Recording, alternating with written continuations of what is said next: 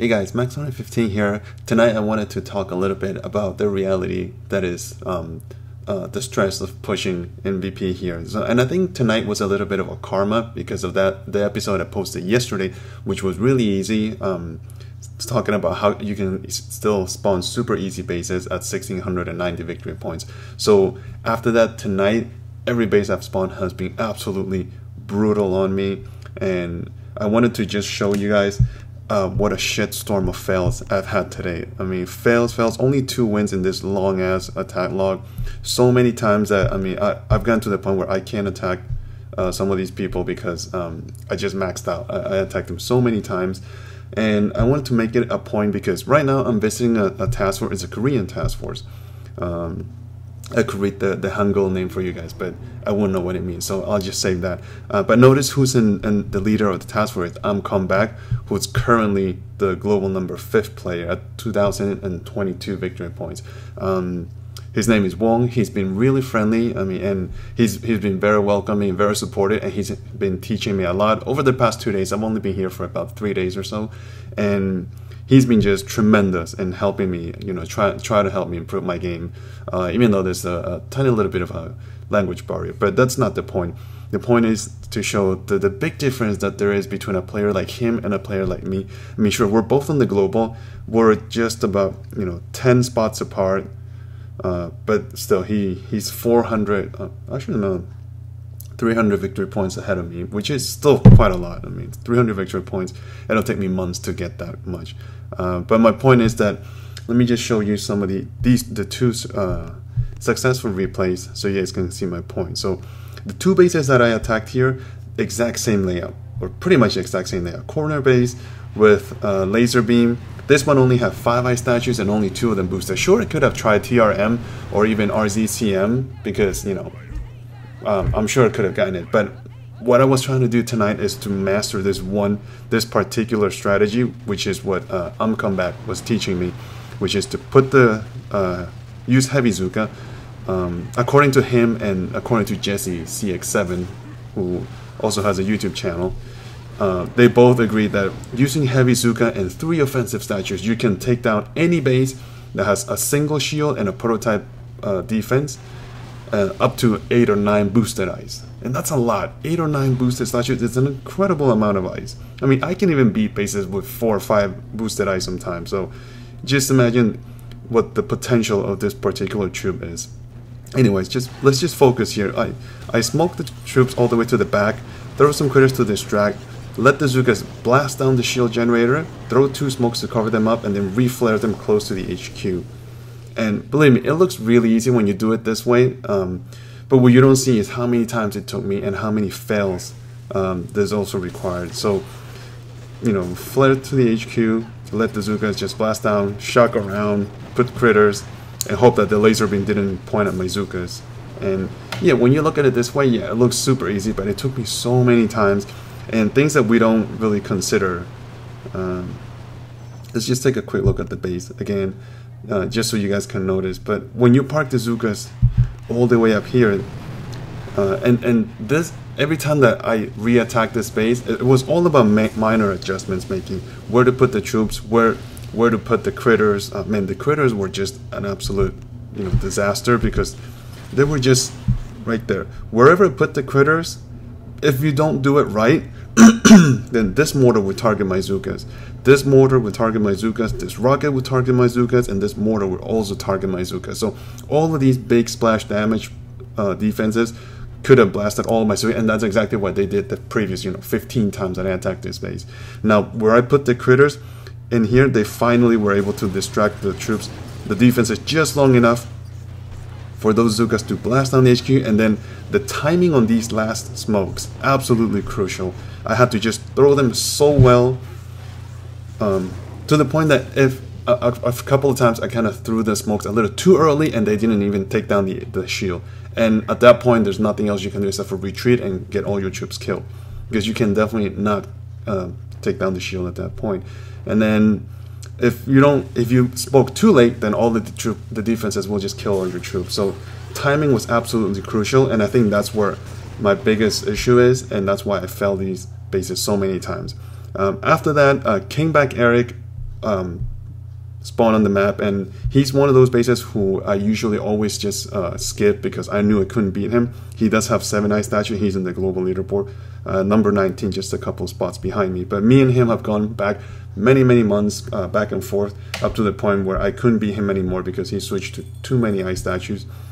Tonight I thought maybe if I used this strategy I could do it, and in fact I did take him down, but again it took me a lot of tries. 7 eye statues, 4 of them boosted, so quite a lot more boost than the previous base. But notice it was almost exactly the same base layout. So blasted down the machine gun on the right side there, on the left side, put down all the troops right in the middle, let them take out a couple of buildings, and then at this point, because of the range of that laser beam, look how long that range is. I had to throw a smoke prematurely. I learned that from Jesse CX7, by the way. Thanks for that, Dan. And then smoke carefully all the way behind the armory in there. And when you're smoking with a laser beam, it's just so difficult. I mean, the tiniest gap and that thing will just shoot and burn all your Zukas. It's just ridiculous how fast that thing shoots. There's absolutely no delay on the locking from the laser beam. It's just an immediate shot. So from here on, exactly the same thing. We can just go a little bit slower so you guys can see. But as soon as the clouds, the smoke wears out, I had to flare to the shield, put down the critters at the same spot from before, so it would distract the laser beam, the mortar here, this mortar here, and the shot launcher. So it was just, I mean, the placement on that was ridiculous. And notice how once those Zukas blasted down the HQ, they already got shot, and all of them are pretty much dead. And if I hadn't thrown that, you know, the smokes a microsecond earlier, I wouldn't have made it. But anyways, we got to this point, and it's not like it only took me one try. Again, this base took me many tries until I finally got him right. And from here on, same thing. So flare straight to the HQ, critters, and then shock, very crucial. And then 1 medkit. Thank goodness I had enough for that medkit. And notice how that laser beam had focused on the critters there, and the Zukas had enough time to blast down the HQ. But that left me with only 3 Zukas, and this base only had 4 out of the 7 eye statues boosted. So my point is, I'm come back, just attack the number 2 player in the world. He showed me the replay of when he attacked QCOP here, the number 2 player, and he has again the exact same layout from the 2 bases that I just defeated, except that he has 7 boosted eyes, and on top of that, come back only has 3 offensive statues where I have 4. So not only does he have a disadvantage over me, but he's still able to blast down bases with a lot more eyes than the ones that I did. And he told me he only took him 1 try, and I believe that it only took him 1 try.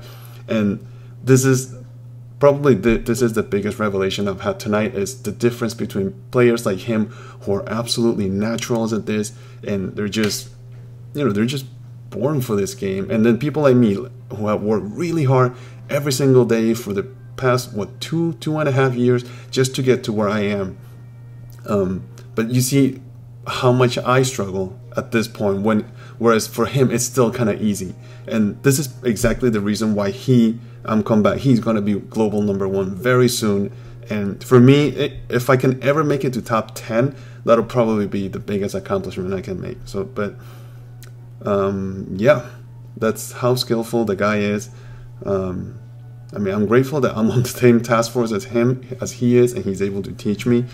But my God, it just kind of opens your eyes a little bit, and it kind of makes you realize how far, you know, the skill level really is. And, you know, for me, it's just, I need to either learn it from somebody else, or I have to wait until someone shows me how to take down a base. Whereas people like him, they're able to just look at the base and actually find the best path and take down the base with the best plan. So they're just super skilled.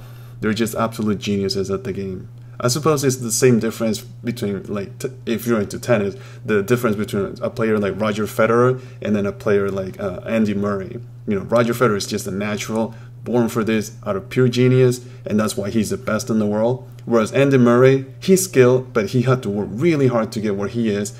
But no matter how hard he works, I don't think he'll ever be at the same level as Roger Federer. So it's the same thing. No matter how hard I work and how hard I push in this game, I'll never be at the same level as some of these people on the top leaderboard. And it really kind of develops a newfound respect on the people who do get the purple badges, because they're just, you know, incredibly skilled. That's not to say, you know, I'm not gonna get into the whole using third-party software or having a cartel of people helping you out. I'm not going to even get into that, but I do believe that all of these, every single one of these people who you see in this list, every one of them are incredibly skillful, and that's why every time I see one of them spawn on my map, it's just, you know, full of respect when you take them down. You know, no smokes at the end, none of that stuff. You know, it's full of respect because it takes a lot of work to get up here. All right, so anyways, I just wanted to vent a little bit about how tough things are right now. But anyways, hopefully you guys like those 2 replays. I think they were pretty crazy. And to think that people like Comeback can take them down really easily is just, you know, scary. All right, guys, so until then, I'll see you guys next time. I'm Max115. Bye.